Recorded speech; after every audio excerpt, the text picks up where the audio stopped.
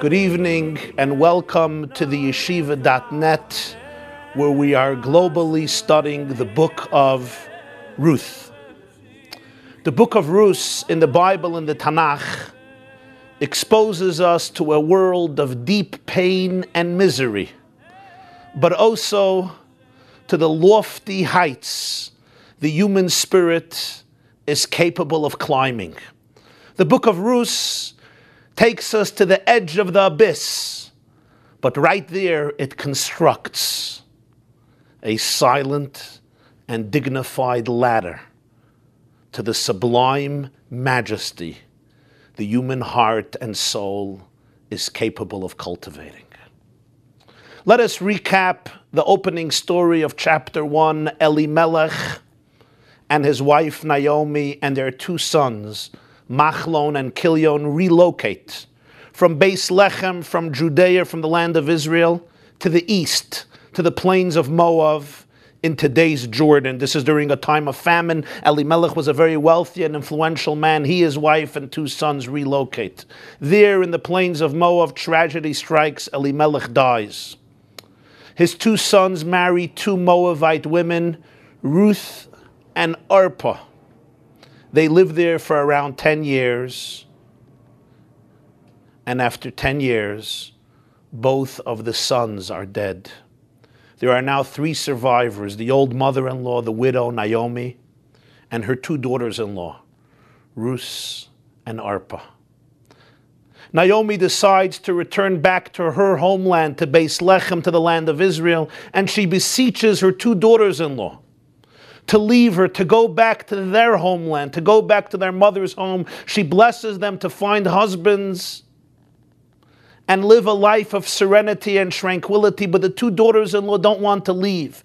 They break out in sobs. They cry profusely. We could understand how tragic this moment is for them.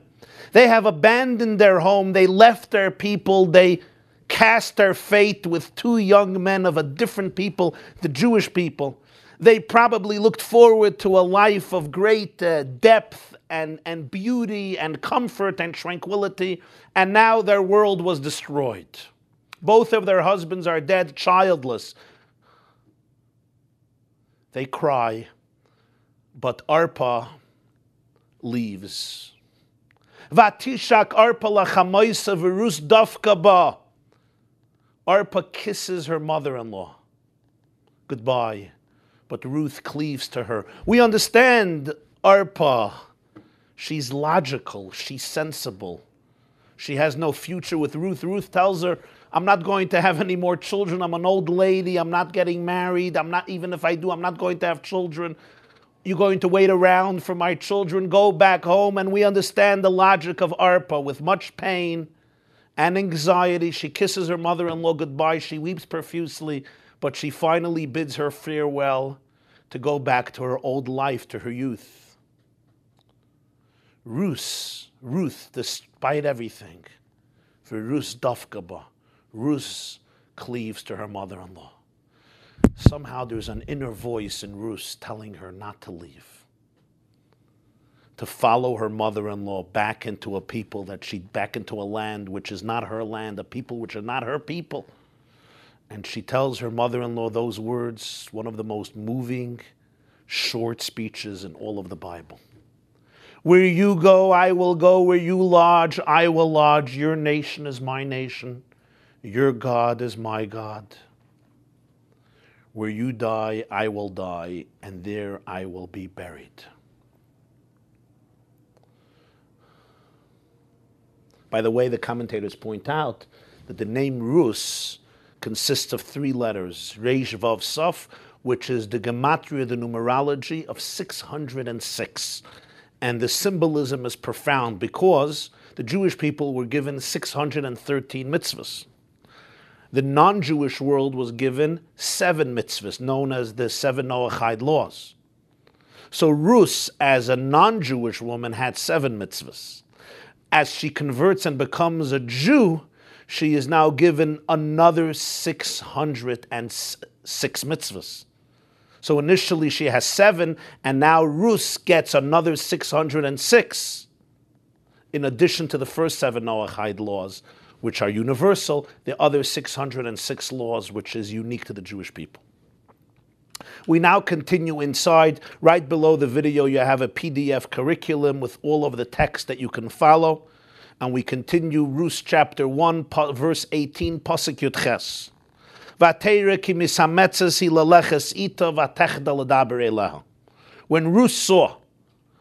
Naomi saw that her daughter-in-law Ruth was determined to follow her, she stopped talking to her. She stopped trying to convince her, persuade her to go back. 3 times she told him to go back. She offered Ruth to go back after Arpa left, but she saw that Ruth would not listen to her. Ruth was determined to go, so Naomi backed off. She allows her to come with her. Pasuk Yutaz vatelachna shneim ad bayana beis lechem. Both of them travel from Moab, from the east, until they come back to the Holy Land, to the city of Beis Lechem. Vayihi kivayana Beis Lechem.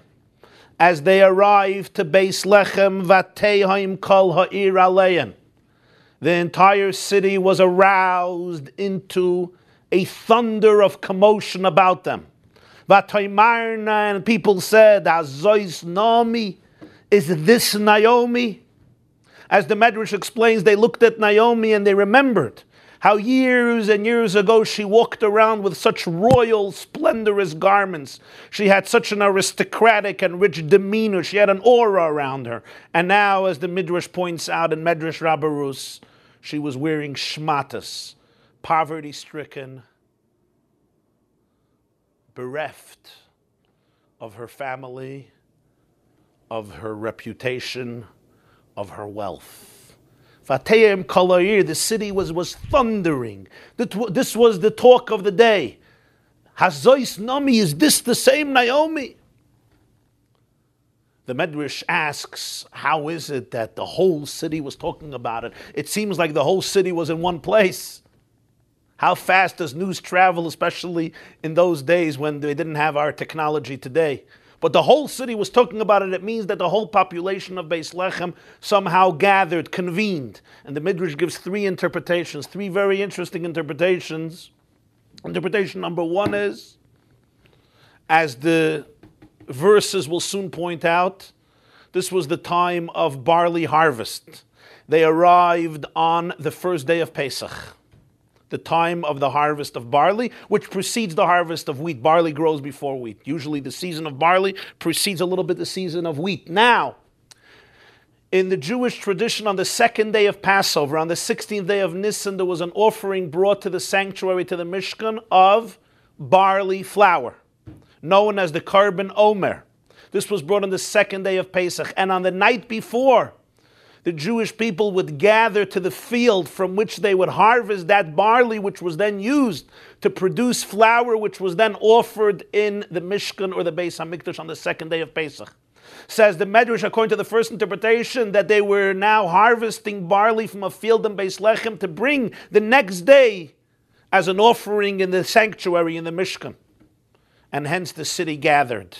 And that's when Naomi and her daughter-in-law Ruth arrived in Beis Lechem. Another interpretation is that the judge of the time, as I mentioned in last class, the Jewish people then didn't have a king. For 390 years they were ruled by judges, from the death of Yehoshua, of Joshua, who brought them into the land, till the coronation of the first king, Shaul, Saul. So for almost 4 centuries there was a judge. And at that time the judge was a man named Iftzon. In fact, most sources associate Boaz, who we're soon going to explore, with this man Iftzon, who was a judge. And he had 30 sons and 30 daughters, and he was marrying off one of his children, so everybody came. He lived in Beis Lechem, everybody came to the wedding. A third interpretation, a very different interpretation, is a man, Boaz, who was a leader, who was a judge, Iftzon, his wife died, and everybody was going to his funeral. So they came, this is a different interpretation. It wasn't necessarily the holiday, but everybody was coming to the funeral. So imagine, they're coming Moab from the east. They're coming from the east. And they come to Beis Lechem, into the land. The cemetery is at the edge of the city. They come in when everybody comes to say goodbye to the wife of Boaz. And people see Naomi. And the question is 2 words. Hazois Nami. Is this Naomi? Can this happen to a human being? When such a transformation, when such a metamorphosis? It's hard for people to believe the transition. Sometimes you look at a person who one day was sitting at the top of the world, and the next year or years later ends up in the abyss, and you wonder, how does such a thing happen? Hazois Nami. Chaf. Naomi responds, Vatomer alei, and she tells them, Al tikrena li Naomi, don't call me Naomi any longer. Krena li Mara, change my name, call me Mara, which means bitterness. Ki heimar shadai li miyoid, because God has given me a lot of bitterness. Don't call me Naomi anymore. Now the Malbim, one of the commentators, explains something very interesting. And he gives actually a metaphor without the dollars, but he gives this metaphor. Imagine somebody was worth $50 million. And then the recession came and wiped him out, and now he only has $2 million in the bank. He considers himself a poor man. Right? Yesterday he had $50 million, today he has $2 million, he's a poor man. But of course, relative to another person, he's a very rich man. How many of us, how many of you would mind to have $2 million in the bank? All you need is $2 million in the bank. So everything is relative. For him, he's a poor man. For somebody else, he's a very, very rich man. So Naomi is telling them, sometimes when you compare my presence to my present situation, to my past situation, you say relative to what she was, now she's very, very poor. So Naomi says, no, it's not just relative to what I was. Al tikrena li Naomi, even if my past name was not Naomi, which means sweetness, even if in the past I wasn't so successful and affluent and influential and wealthy, you could still call me bitterness today. My present difficult situation is not just compared to what once was, but even according to the standards of poverty, I am truly bereft of everything. I have left this place full. But God has returned me empty. I left with everything. I came back with nothing. Why do you call me Naomi? Which means sweetness. Hashem Anabi, God testified against me, V'shadai Heirali, and the Lord has afflicted me with much pain. Chav Beis, Vatashav Nami v'Rusa Moavia Kalasi Ma'ashavim Izdei Moav. Naomi and Ruth the Moabite, her daughter-in-law, together with her, who returned from the fields of Moab. So Naomi returns together with her Moabite daughter-in-law, who returns from the fields of Moab. When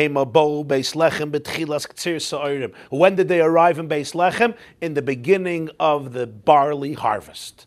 Not the wheat harvest, but the barley harvest, and this is significant because this is the time of Pesach. They came in the time of Pesach, in the beginning of the barley harvest in Beis Lechem. The commentators want to know, why does it say Hashava Mizdei Moav, her daughter-in-law who returns from the fields of Moab? Obviously, that's the whole narrative, that they're returning from Moab. We know it already.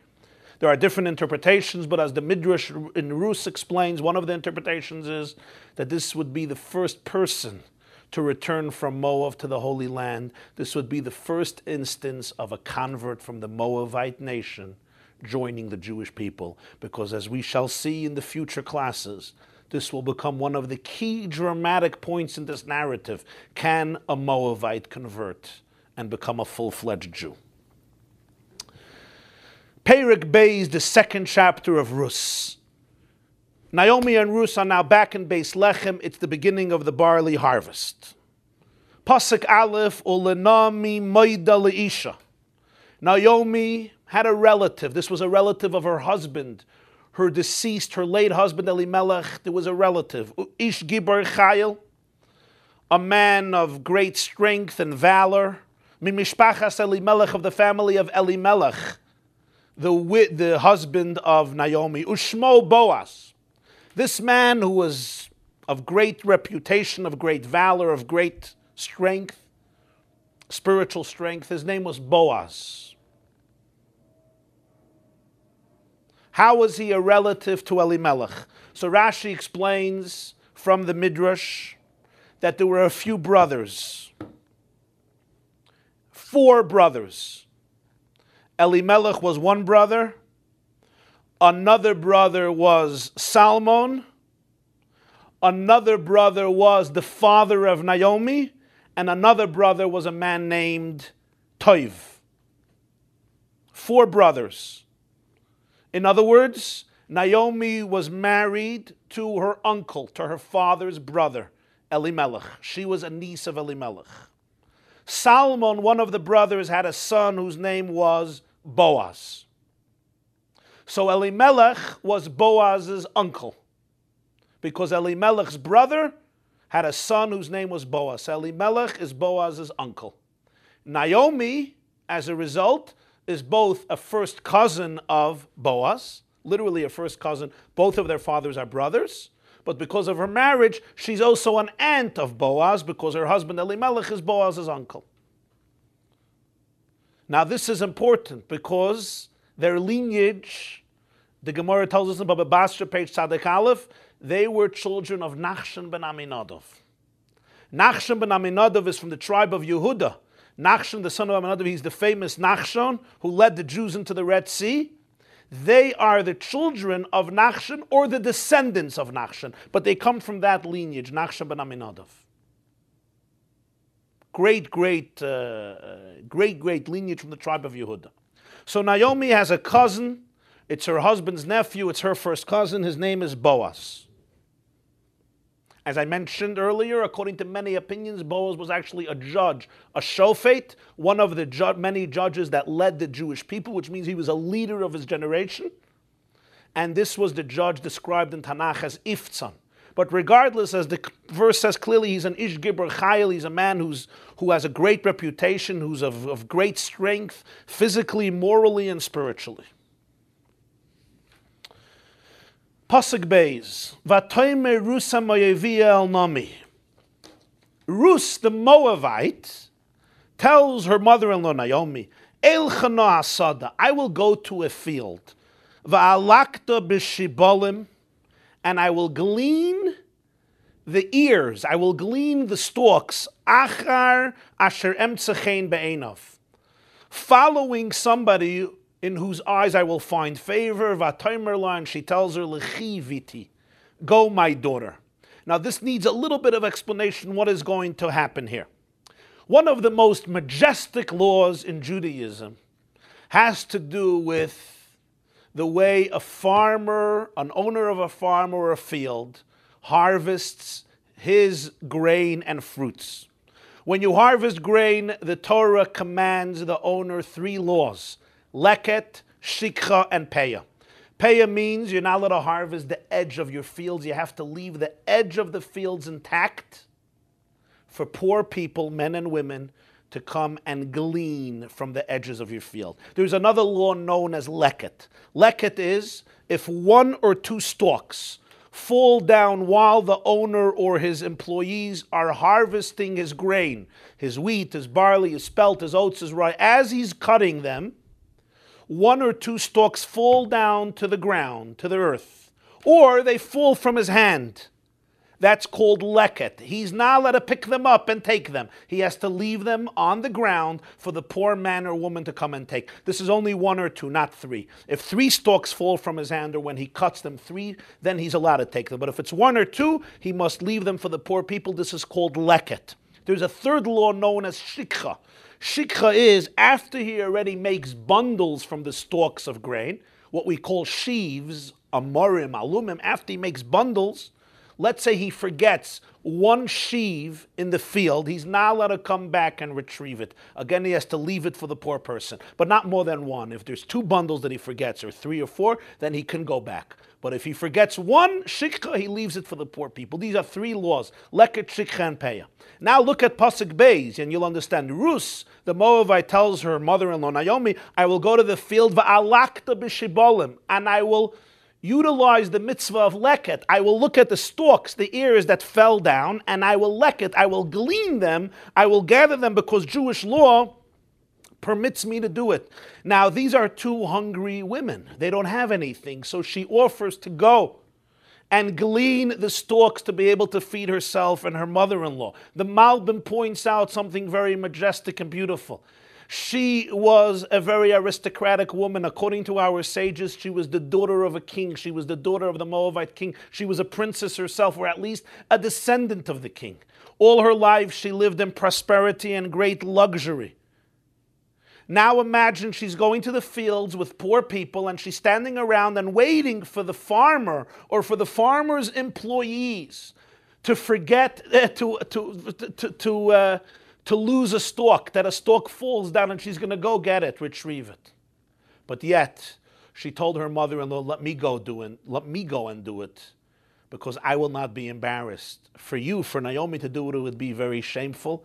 This was a woman of great aristocratic background who lived here for many years in affluence. For her to do it, it would be very embarrassing. But for me to do it, I'm ready to go and do it to protect the dignity of my mother-in-law. And the Malbim says that's why the pasuk says, Ruth HaMoaviyah. Pasuk Beis begins, Ruth the Moabite says. Why is she identified here as a Moabite woman? And the answer is, she was saying, I'm from a foreign nation, I'm from a foreign culture, nobody's going to know who I am, so it won't be embarrassing for me. But you, my dear mother-in-law, you stay back, you stay home wherever they stayed, and I will go and collect the money. Now, it's interesting because certainly Naomi could have gone to her old friends, to her relatives, including Boaz, her nephew, and asked them to help her out, but she didn't want to. Both of them didn't want to. They didn't want to ask for charity. They didn't want to become beggars and ask for people to help them. They wanted to be able to earn their own food, what the law allows them. Leket is not charity. Leket is an obligation. It's a majestic obligation, but it's an obligation that you have to leave this for the poor people, and it belongs to the poor people. That they were ready to take. They did not want to go ask for charity. The Ben Ish Chai, one of the great commentators, Rabbeinu Yosef Chaim from Baghdad, he has a commentary on Ruth. It's called Eim HaMelech, the mother of the king. And he says something very interesting. He says the reason why the pasuk calls her Ruth HaMoaviyah, Ruth the Moabite, is because she wanted to do what's called tikkun. She wanted to rectify something. And that is, the Torah says in Deuteronomy in Parshas Ki Seitzei, that the Ammonite and Moabite cannot join the community of God. They cannot be accepted as full converts. When the Jewish people, the nomads, were traveling in the desert, they would not offer you any bread and water, despite the fact that you needed it so desperately. And we're going to discuss this verse a little later on, because this is a major theme in this story. How was Ruth accepted as a convert? But because the Moabites showed cruelty and apathy to the fate of nomads, Ruth decided she's going to rectify it, she's going to transform it. The Moabite was going to go out and help her mother-in-law sustain herself. She would forgo her dignity and her royal background, the royal blood that was flowing in her sinews, and she would go like a pauper to feed her mother-in-law. Now, Pasuk Gimel continues, Vatelech, Vatavoy, Vatelaket, Basada Achri HaKoitzrim. She went, she came, and she gleaned in the field after the reapers, after the harvesters. As they were cutting, if one or two stalks fell down from the bushes or from their hands, she went and gleaned them. Vayiker mikreha. And coincidence chanced upon her. Chelkas hasada leBoaz. She went to the part of the field that belonged to Boaz, Hashem Mishpachas, Elimelech, who is, as we know, from the family of Elimelech. It happens to be that the field that she chooses to go and glean the leket from is the field of Boaz. She follows the reapers, and whatever falls from their hands, she now goes and gleans. So now understand this majestic institution in Judaism. You're a farmer, you're harvesting your barley, your wheat, other grain, other fruits, and what's happening? The poor man and woman come into the field, they're right behind you, and they collect this right after you. This is an institution in Judaism that had to happen in every field, known as Matnos Aniyim, the gift to the poor people. Now over here, you should be asking this question.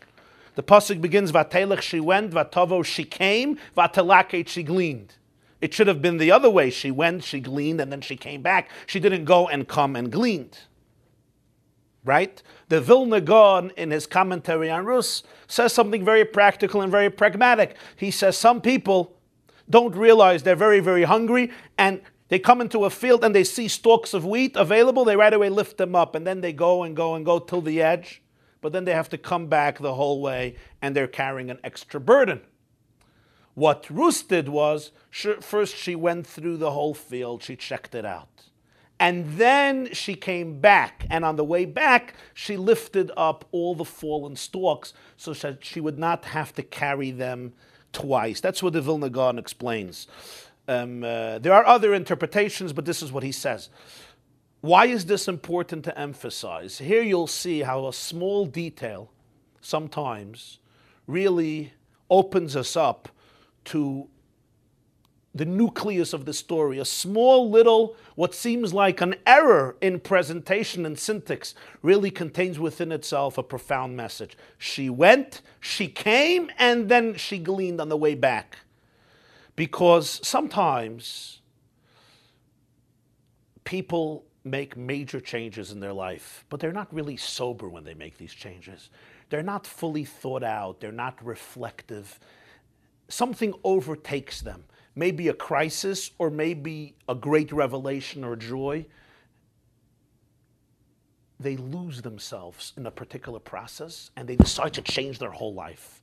But what happens is, when they sober up, they regret what they did, and they leave everything behind. This is common for many people, especially when they're younger. Ruth changed her whole life, and in such a dramatic way. And it's not that she was given promises of richness and a bright future. She did not know what awaits her, which is why her mother-in-law pleaded with her to go back to her royal ancestry. There's nothing for you in the land of Israel. She's going to have to get married, find the right husband. Will a Moabite woman be accepted even? Even if she will be accepted, will she find a person? She was already married once. It was a complicated situation with the family. She now has to come back, start all over again. It's a new nation. It's a new people. She comes with nothing, with no food, with no money, with no home, with no relatives. Her mother-in-law, who herself is bereft of everything. Was she sober? Was she mature? So the Tanakh points out here, she was not an impulsive person. She was very thought out. Every step was thought out. Her changes in life were not just a revelation of a moment, just a trigger, a spark that took over. She was a very mature person. She was an adult, and she was thought out. It's very interesting because there are two books in the Tanakh that can be defined as the books of love. Shir HaShirim, the Song of Songs, and Ruth.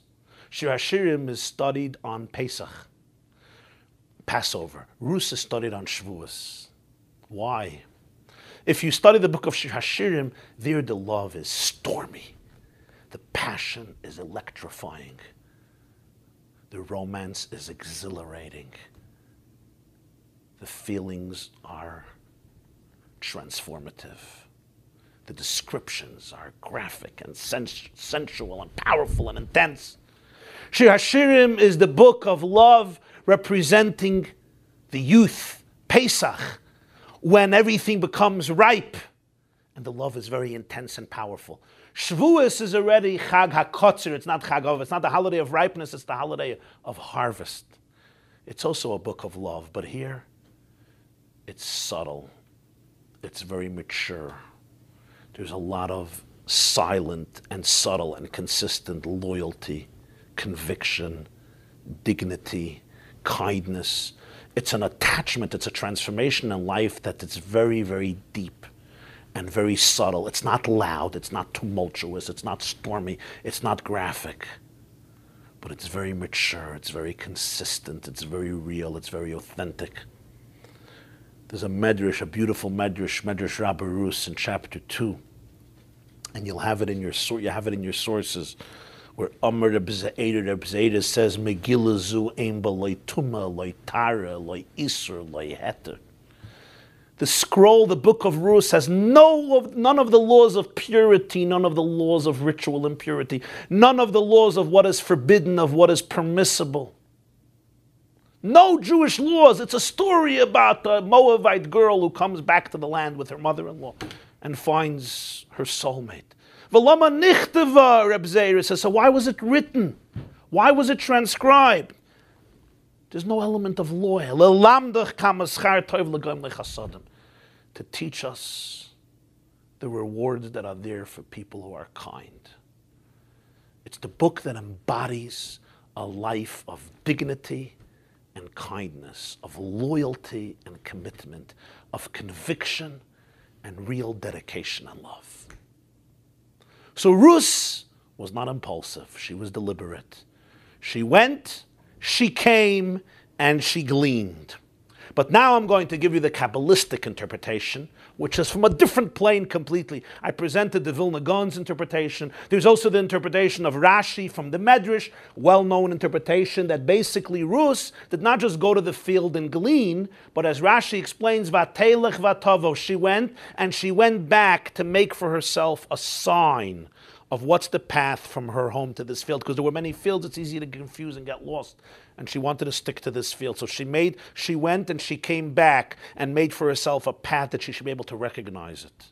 And then she went to glean. Here again, we see that she was very thought out. She was not impulsive. But the Alshich, Rabbeinu Moshe Alshich, in his commentary on Ruth, gives us a Kabbalistic mystical interpretation. And for this, I have to give a little introduction. And this takes us into the world of Gilgul and the world of reincarnation. Ruth came from Moab. What's the origin of the Moabite nation? The origin of the Moabite nation is in the portion of Ayera. Sodom is destroyed. There is one survivor, Lot. He lost his wife. She became a piece of salt when they left Sodom and Gomorrah, which was being destroyed. He survived with two of his daughters. They end up in a cave. Apparently they think that just like in Noah's time, civilization has been obliterated. Humanity is dead. And the oldest daughter of Lot turns to her sister and says, nobody will be left. We want to have children, so we're going to intoxicate our father tonight and have intimacy. And that's what happens. The first night with one daughter, another night with another daughter, and children are born. And the first child is named Moav, which actually means Me'av, from the father. It was her way of saying that this child's father is also his grandfather, because he was conceived from my own father, Moav. And this was the origin of the Moabite nation. The Kabbalists explain souls often reincarnate. Ruth was a reincarnation of one of the daughters of Lot, the mother of Moab. Ruth, who lived in Moab, who came from Moab, came from that family, she was also a reincarnation of that soul.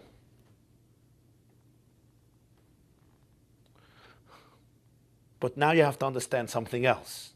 Ruth, one day, is going to marry a descendant of Yehuda. She's going to marry a man named Boaz who comes from Yehuda.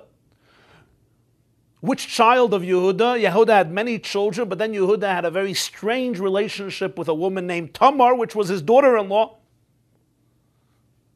And everybody knows the story. This is in Parshas Vayeshev. Yehuda had two sons, Er and Onan. They both died. He also had a third son, Shelah. Now, Er was married to a woman named Tamar. When Er died, in the system of Yibum Levirate marriages, Tamar married the second son, Onan. She married her brother-in-law. Er died childless. So in the system of Yibum Levirate marriages, if a man is married to a woman and he dies childless, there is the option that if he has a brother, she marries the brother, and the children will be called, the first child will be called by the name of the deceased brother. So Tamar marries the second brother, Onan, her brother-in-law. Onan dies. Yehuda doesn't want her to marry the third boy, Shelah, because he's scared that she's killing her husbands. He doesn't want his third son dead. She's desperate because she's bound to Shelah in a levirate marriage. Yehuda is giving all of these excuses because he does not want Tamar to marry Shelah. And what does she go and do? She engages in a relationship with Yehuda. The commentators explain that before the Torah was given, Yibum was not only with a brother-in-law, but it was with any relative. So she couldn't get her brother-in-law Shelah because Yehuda, her father-in-law, was refusing to give her Shelah. So what is there to do for her? To go marry outside of the family, she was bound up in a relationship with Shelah.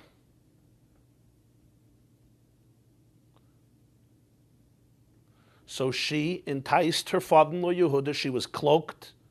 He thought she was a harlot, and he engaged in relations with her, and she becomes pregnant. And she gives birth to twins, Peretz and Zorach. Now, initially, he sentences her, when he hears that his daughter-in-law is pregnant, he sentences her to death because she's bound up already in a relationship with Shelah, in this levirate commitment, and she committed adultery. But then she sends to Yehuda, though that collateral that he gave her before they had relations, and she says, I'm pregnant from the man who gave me these objects. And Yehuda recognizes it and he says, she's right, it's from me. I'm the one who had relations with her, and she's saved. She gives birth to twins, Peretz and Zorach. Peretz is the great-grandfather of Boaz. Now let's hear what the Kabbalah tells us. The Kabbalah says, listen to this. The daughter of Lot was reincarnated into Tamar and then was reincarnated into Ruth. Lot, the man in the relationship, was reincarnated into Yehuda and then reincarnated into Boaz. So the relationships happen in 3 stages in history between the same souls. Lot has a relationship with his daughter. They give birth to a son named Moab. Tamar, who's a reincarnation of that daughter, has a relationship with Yehuda, who's a reincarnation of Lot. Boaz, who's a descendant of Yehuda, will have a marriage with Ruth, who's a reincarnation of Tamar.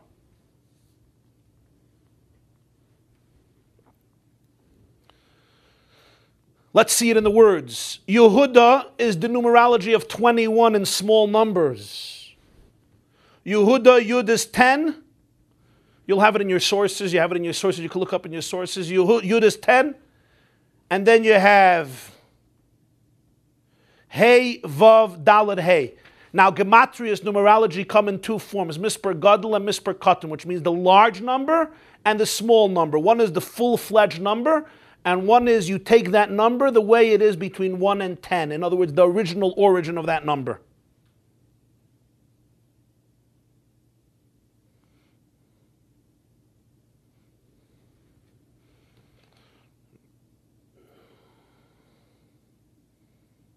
So Yud in Misper Katan is 1, because we don't go more than 10. We stay from 1 through 9. So what's Yud? Yud is 1. And then you have a Hey is 5. You have another Hey is another 5 is 10.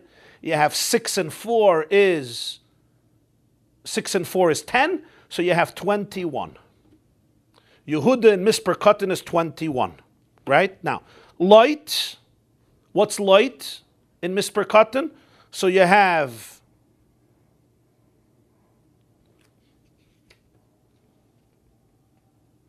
Tes is 9, and 6 is 15, and Lamed is 3, because we're not doing the 30, we're doing 3, everything in Misper in a small number, so you have 18.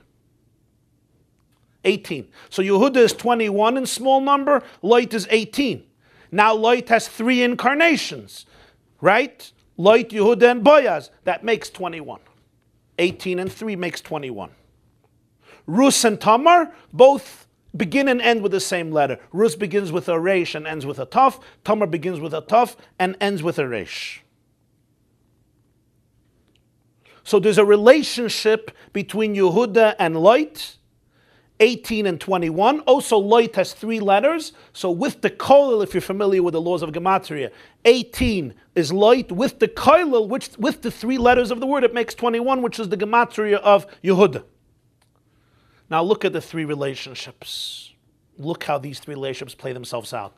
The first time, the husband, Lot, is unaware that anything is unaware of anything happening. He's drunk, he's inebriated, he's intoxicated. Completely, he doesn't know anything. He doesn't know that she lied down. He doesn't know that she stood up. He's clueless. He is drunk. That's the first phase in the relationship. The second time, Lot reincarnates in Yehuda. The daughter of Lot reincarnates into Tamar. They also have a relationship. This time, Yehuda is not drunk. He knows that he's having a relationship, but he doesn't know with whom. He's clueless as to the person he's having a relationship with. He knows he's having a relationship, but he doesn't know who that person is. She's cloaked. He doesn't know it's his daughter-in-law, Tamar, who is in a desperate situation and is basically engaging in a form of a levirate marriage. The third time the relationship will happen, it's with complete awareness, complete knowledge, complete exposure. It's a husband and a wife who will marry each other, Ruth and Boaz. The woman in each case knows exactly what's happening. The husband in most cases does not know what's happening. There's a lot of depth here to this whole story. Now, the Ben Ish Chai in his commentary, Eim HaMelech, explains that's why when the Tanakh introduces Ruth and Arpa, there's a strange expression. In the beginning of Ruth, it says, Shem Ha'achas Ruth.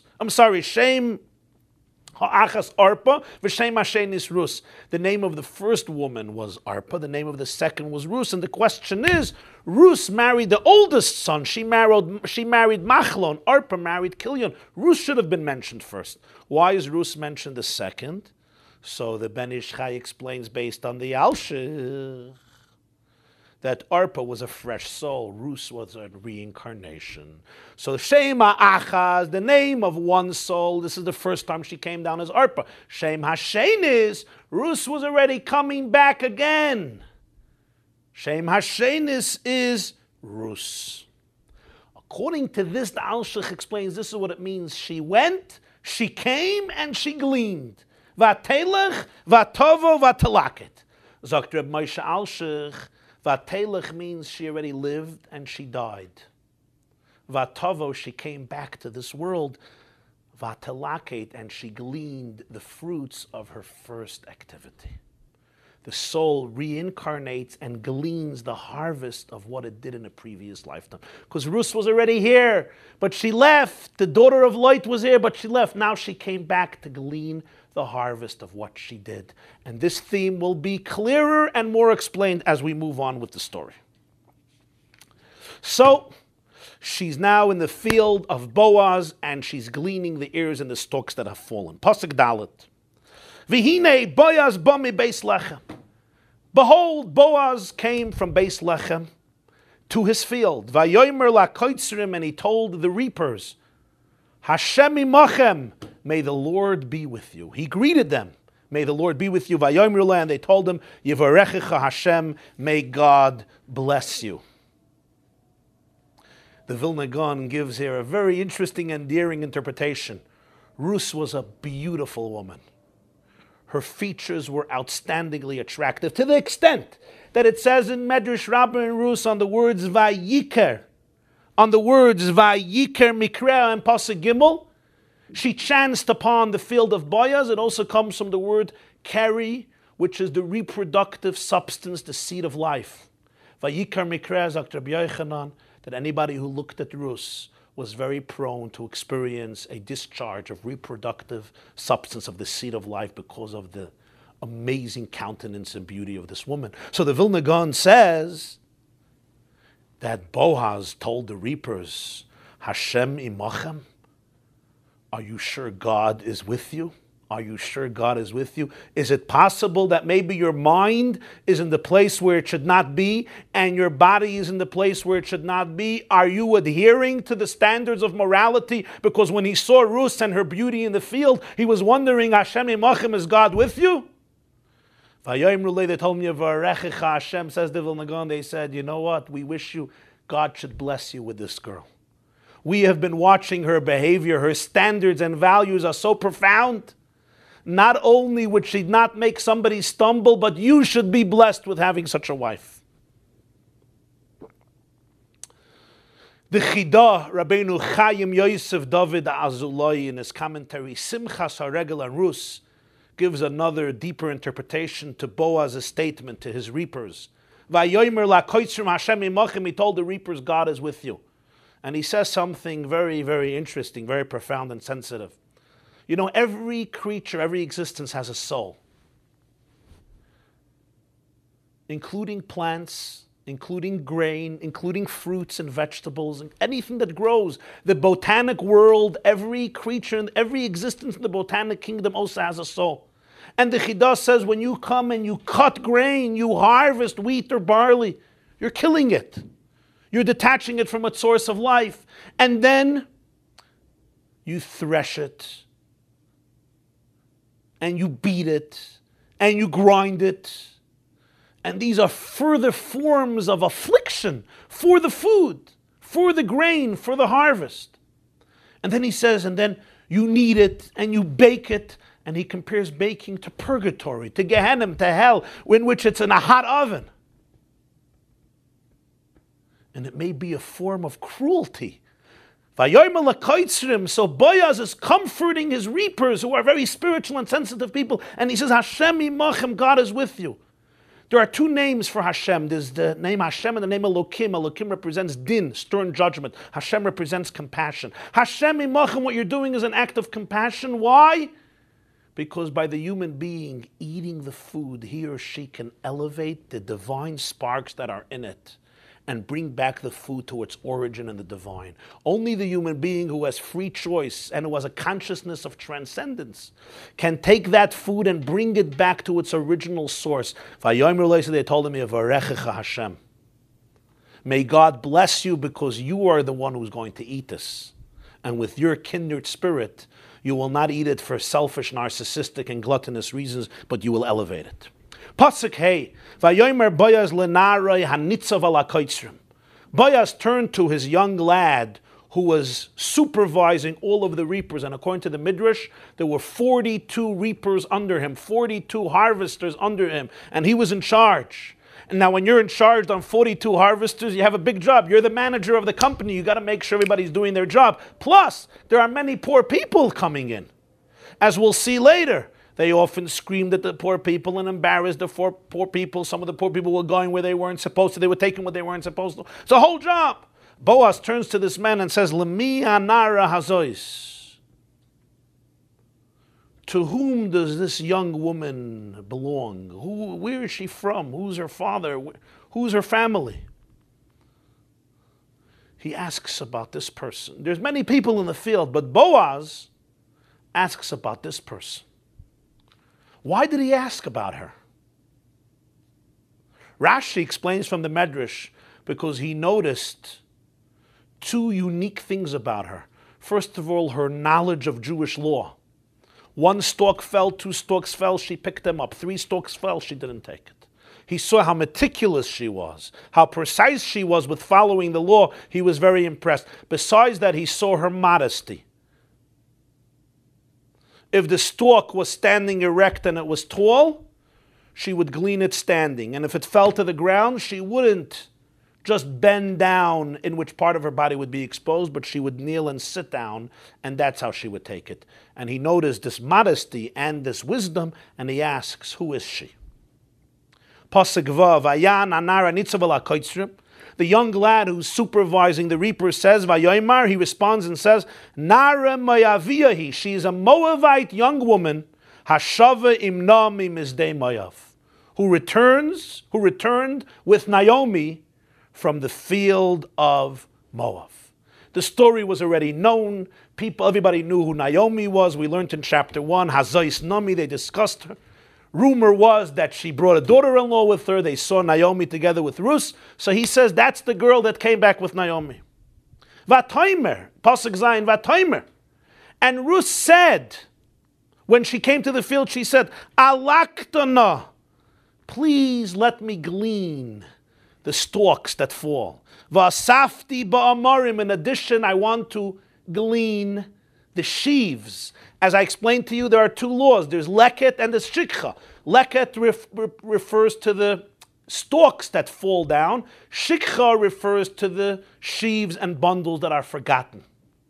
She asked to glean from the stalks and to glean and gather the sheaves. Acharei hakoitzrim, after the reapers. And the man, the supervisor, continues, Vatavai, she came, Vatamid me'az haboker vadata. She stood from the morning till now.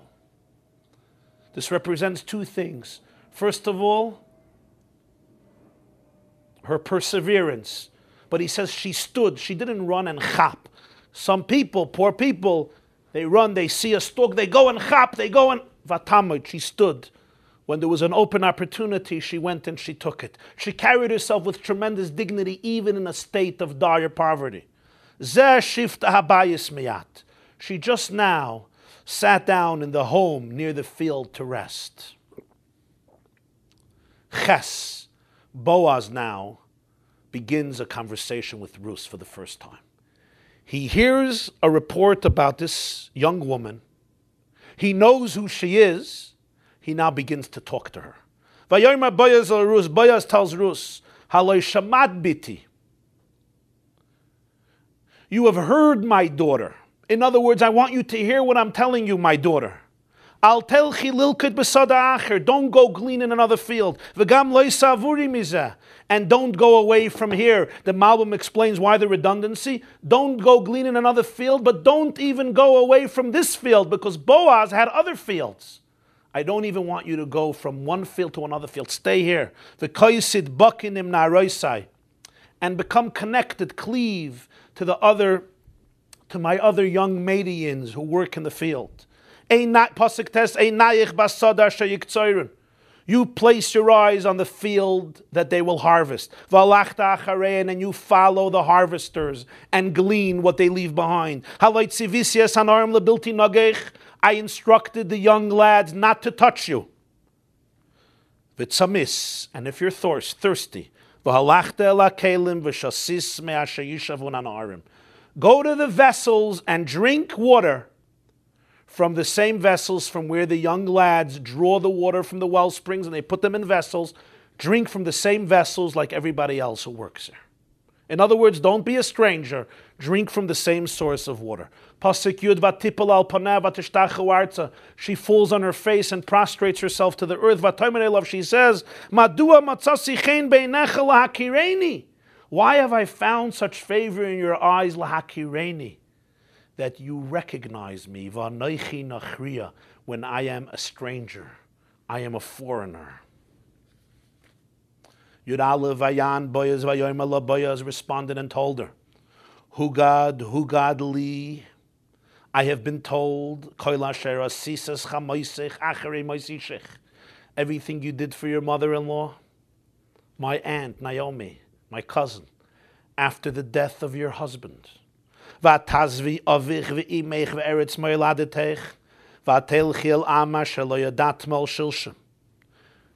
left your father, your mother, and the country of your birth, and you went to a nation that you haven't known yesterday or yesteryear. I have heard about what you have done. You left everything behind to embark on an unknown journey, on a road less traveled, to cleave to a nation that you have never known, that you have never been part of. Yud Beis, Yishalem Hashem Palech, may God compensate you for your deed. Utihi maskurtech shleima me'im Hashem Elokei Yisrael asher basa lachtzos tachas knofov. And may your reward be complete from the God of Israel, under whose wings you came to dwell. What are these two terms Boaz says, Yishalem Hashem Palech Utihi maskurtech shleima? God should pay for your pal, for your activity, and your schar will be complete. What's the difference between the two? The Malbim explains, Poyel is an employee, a worker who takes a job and you pay him for the job. You give your suit or your dress to a tailor and you ask him to do the job or her to do the job and you pay them for the job. Schar represents the reward of a sachir, of somebody you hire for a specific amount of time. Sometimes there's work, sometimes there's less work, more work, no work, but they're always available when there's work. You hire a secretary to work for you. Some days there's a lot of work, some days there's very little work, but whenever you need the work, she's available. You're not paying her for a specific job, you're paying her for the time. A Jew, says the Malbim, engages in two types of work. One is poyel. At different moments, there is a job to be done, a certain mitzvah to be done. But then there's the concept of a schar. A Jew is committed to God all of the time. 7 days a week, 24 hours a day, 365 days a year. He or she is committed to God. They're an Eved Hashem, I'm a servant of God. And therefore, when anything comes up that's needed, that's necessary to do the work of God, this person is available. And this is what Boaz was telling Ruth. Yishalem Hashem Palech, God should pay you for your activities. Every individual deed of goodness, of kindness, of morality, you get paid for, you get rewarded. In addition, Tehi maskurtech shleima asher basa lachtzos b'tzel knofov, the very fact that you came to dwell under his wings is a lifelong commitment that's not relegated to a specific act or a deed at one time or another time. It's a general commitment that this is who you are. I'm God's ambassador to the world. And that expresses itself in many different acts, in many different moments. It manifests itself in so many different ways. Now there's a very strange medrash here. In Medrash Rabbi it says, Omer Reb Chasa said, your reward should be complete, asher basa lachtzos b'tzel knofov. That you came to dwell in the shadow of his wings. The question is, what does he add to what the pasuk says? So many commentators discuss this, and many explain, according to the Malbim, that the greatest reward for a mitzvah is the mitzvah itself. The greatest reward for serving God is not an external reward. The greatest reward is that you have a relationship with God. Schar mitzvah mitzvah. The greatest reward for Torah and mitzvahs is not just a reward in this world or next world. You're going to have great paradise. The greatest reward is the opportunity to have a relationship with truth, the opportunity to be one with truth, the opportunity to be one with emes, with Hashem. That's the greatest schar. So this is what Boaz was telling Ruth. God should pay you for your activities. Utehi maskurtech shleima. But what's your shleimus dikes schar? What's your complete reward? You want to know what your complete reward is? Asher basa lachtzos tachas knofov. That you were given the opportunity to be part of the divine. You were given the opportunity to be connected to God, to be under his wings, in the shadow of his wings. That's the greatest, that's the most complete reward. Pasuk Yud Gimel, Vatomer Ruth. Ruth responds, she says, Emtzechein beinecha adoini. May I find favor in your eyes, my master. Ki nichamtani, you have comforted me. V'chi dibarta lev shivchasecha, and you have spoken to the heart of your maid. When really I'm not even worthy to be one of your maids. I'm completely foreigner, a complete stranger, and yet you have comforted me. What is Ruth telling Boaz, may I find favor in your eyes? She has already found favor in his eyes. He has already praised her. He has already consoled her. What is she asking for? There's different interpretations, but I'm now going to give you a mystical, Kabbalistic / mathematical interpretation that's presented in the commentary of the Ben Ish Chai, Rabbeinu Yosef Chaim, in his Eim HaMelech on Rus. And you have it in your sources.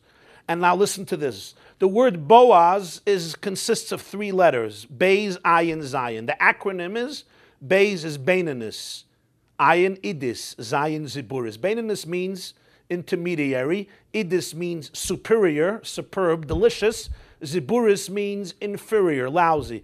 It's basically usually used in Talmud as 3 types of land. There is real estate that's Idis, it's the best. There is Ziburis, it's lousy, and there's Beinanis, right? They say in real estate it's location, location, location. So something's about location. Same building here, it's Idis, here it's Beinanis, here it's Ziburis, or it's the quality of the earth, the quality of the land. Now, we mentioned before the reincarnations. There were 3 relationships that were really 3 reincarnations. Lot reincarnated into Yehuda and then into Boaz. The daughter of Lot reincarnated into Tamar and then into Rus. The first relationship is defined as Ziburis. It was an inferior relationship.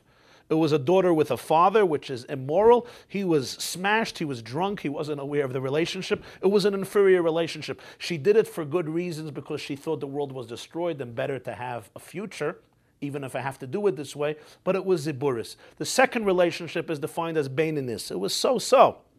I mean, it wasn't between a father and a daughter, but it was not a regular marriage. Yehuda thought she was a zona, she was a harlot, as the Torah says, and he didn't know who it was. It was an intermediary relationship. Finally, you can't compare it to the first relationship because Tamar was permitted to marry Yehuda. It was not immoral. In fact, at the end, they got married. According to most interpretations, they got married. It was a permissible relationship, but it was Beinanis. It wasn't the best situation. Finally, the third reincarnation, Boaz and Rus, was a perfect, beautiful marriage according to the highest standards of Torah and of morality. Zakta ben Ish Chai, go back to the pasuk, Vataymer Rus says, Emtzachein be'einecha. I want to find favor in your eyes. Einecha also means in your ayin. I now hope to get the ayin of Boaz, the Idis type of relationship with Boaz. Ki nichamtani, because you comforted me and you spoke to me and therefore you gave me hope that our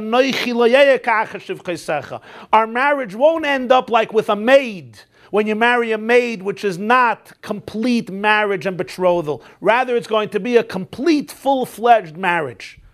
Obviously, at this point, nobody was talking about marriage, but the Ben Ish Chai is giving an intimation what she might subtly be referring to consciously or subconsciously.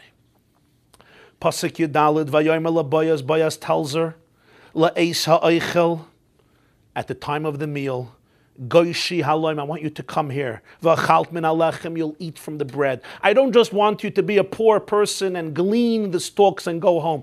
Come and join us for the meal. You'll eat from the bread. V'tavalt pitech b'chaimetz, and you're going to dip your bread in vinegar. V'ateshev mitzad hakoytzrim, she sat down on the side of the harvesters. Vayitzbat la kali, and he gave her kali, which is a delicacy made of grain. It's parched grain. Vatoichal, she ate. Vatizba, she was satiated. Vatoiser, and she even left over from the bread and from the parched grain. Now it's interesting because in the whole Tanakh, the word law is always with a dot in the hay. You read it law. It's called mapikei. You read it with a nekuda, a dot in the hay. There are 3 exceptions in Torah, in Parshas Matos, in Nevi'im, in Scharia, and in Ksuvim, in Rus. And this is the 3rd exception of law without a dot in the hay, Vayomer law, which can also read loy, not. So the Medrash explains, Vayomer loy Boaz. Boaz told her no, because at the end of the last pasuk she told Boaz, I'm not even worthy to be one of your maids, but you yet treat me like one of your maids. So Boaz said, loy.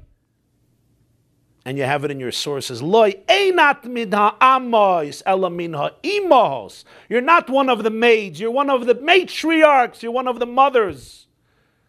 The law is also a law. You're not one of the maids. You're one of the mothers, because she's going to be the mother of the Davidic dynasty of the family of royalty. He tells her you'll eat bread and you'll dip it in vinegar. Why is that relevant? I mean, he's inviting her to the meal, invite her to the meal, and when she comes to the meal, give her vinegar. According to one of interpretations and the commentators, he's telling her something very deep. You're going to eat bread. You're going to be satiated. But the bread is dipped in vinegar, which represents the pain.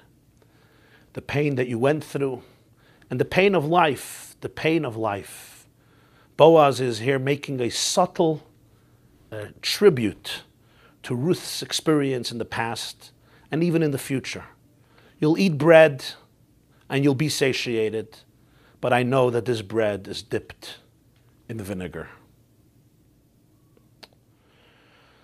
Tesva vatakam lelaket. After the meal, she stands up to glean the stalks. Vayitzav Boaz es narav leimer. Boaz instructs his lads to say, Gam beina marim telaket. Let her glean stalks even between the sheaves. V'loi sachlimua. Don't embarrass her. Usually with other poor people, the supervisors would make sure that the poor people were not stealing and taking from the sheaves which doesn't belong to them. Don't embarrass her. Don't check after her. Let her glean everywhere. Tezayin. V'gam shoyl toshoylu lo min atzvasim.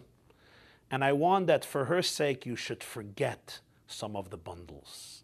This is a fascinating commandment. Usually, if you forget a bundle, you can't retrieve it. I want you to forget it for her sake. I want you to make believe you forgot. In other words, just leave it there as though you forgot it so she can come and take it. V'azaftem. Let it go. Leave it there. Abandon it. V'likta. And let her take it. Let her glean it. V'loi sigaruba. And do not scream at her. Do not get upset at her. Yud Zayin v'talakit basoda ad ha'erev. She gleaned in the field till night. V'tach boit eis asher liketa. And then she beat that which she gleaned. V'yihi ke'efa sa'orim. So that she ended up with an ephah of barley kernels. An ephah of barley kernels is around 21 kilograms of barley kernels. Why did she beat it? So she should be able to take it home. Why should she take it home with all of the husks? She first beat it, so she retrieved the kernels, and then she went home with the very kernels that can then be ground into flour, which can then be kneaded with water and baked into bread. Yudches, Vatisa Vatavai Ha'ir, she carried her 21 kilograms of barley kernels, and she came to the city. This was in the field. Now she came to the city where the people lived. Her mother-in-law saw what she gleaned. And Ruth took out from her bag. And she gave her mother-in-law that which she left over from her meal. Around Boaz's table he ate, and he gave her food, as we remember, bread and parched grain, and she gave what remained to her mother-in-law. Her mother-in-law tells her, where did you gather today? And where did you make all of this food? Let the man who gained acquaintance with you be blessed. So she told her mother-in-law what she did with him, with Boaz. And she said, the name of the man with whom I did today, what I did today, is Boaz. Now this is a very strange expression. What does it mean she told her mother-in-law what she did with him? The name of the man which I did with him. It should have been what he did with her, for her, not what she did for him or with him. She didn't do anything for him. He did for her.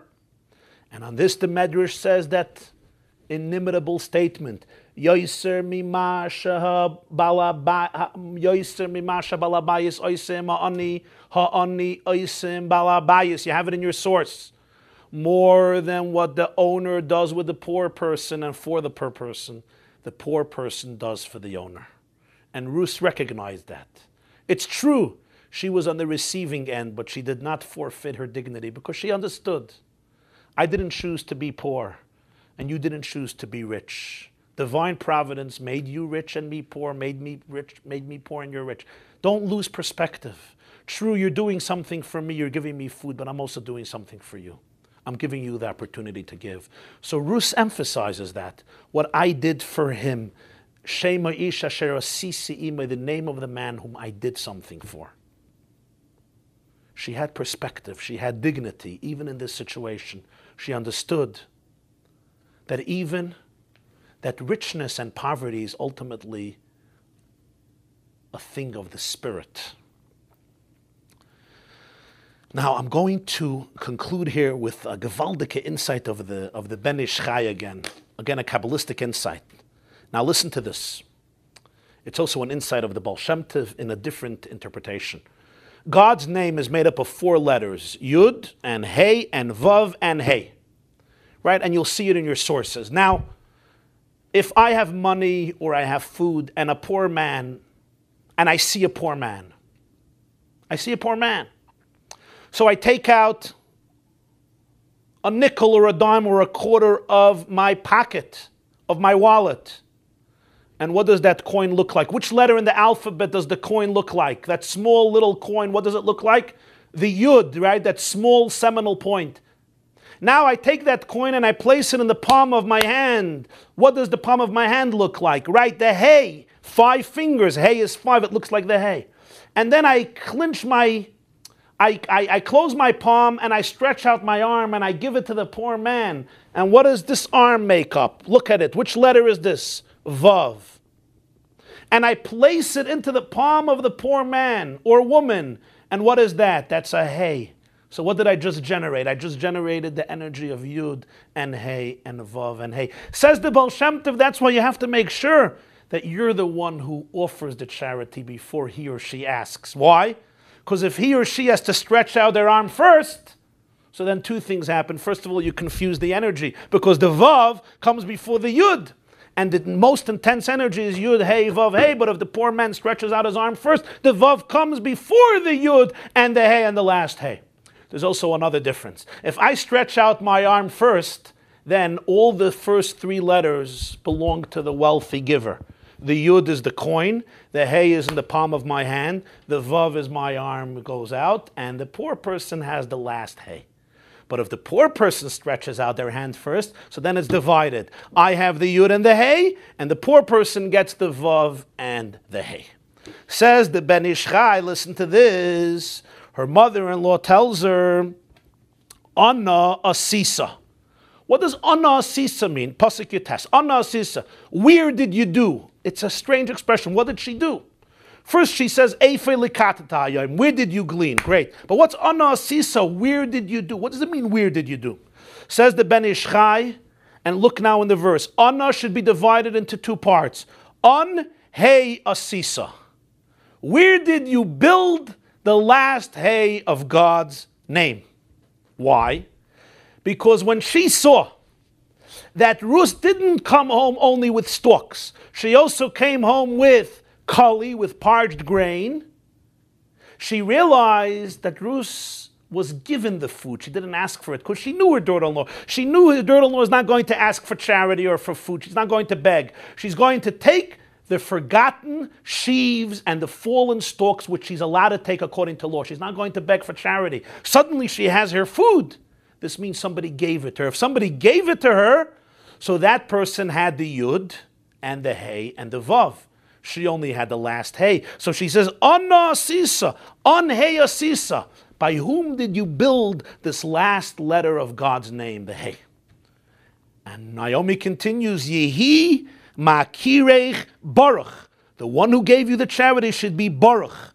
Baruch means blessed, but Baruch is also a combination of 2 words. Rav, Chavav, the majority of Chavav. Chavav is 26. The name of God, Yud Kei Vav Kei, is the numerology of 26. Rav Chavav means the majority of Chavav, the majority of God's name. Because the uniqueness of this person was that he gave you the charity, and therefore he built the energy of the majority of God's name. The Yud and the Hey and the Vav came from the giver, and you only built the Hey, the recipient. He realized the unique opportunity to give, to help somebody else. Who is this person who Rav Chavav, who built the majority of God's name and only made sure that you only have to do the hay, you only have to take, you don't have to stretch out your arm and beg.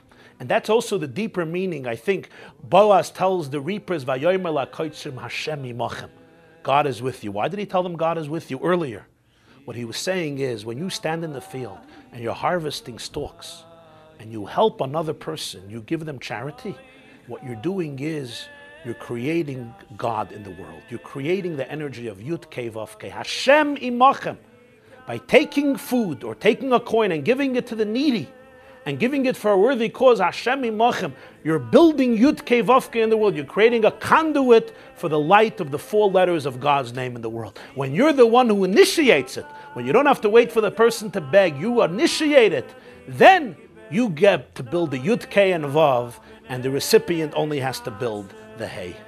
Have a good night. See you next Monday night for the 3rd chapter of the book of Ruth.